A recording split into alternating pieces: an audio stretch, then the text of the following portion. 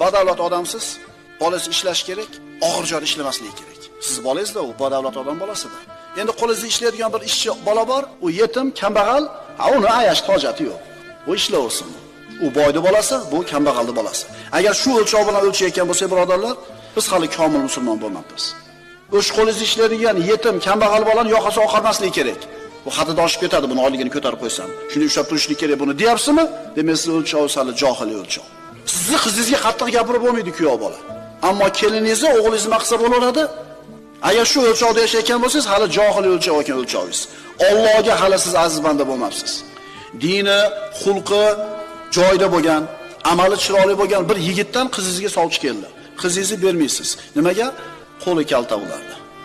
Agar shu tushuncha bilan qizini bermayotgan bo'lsa, bu otani o'lchovi johiliy ekan. Boshqa sabab ko'rsat.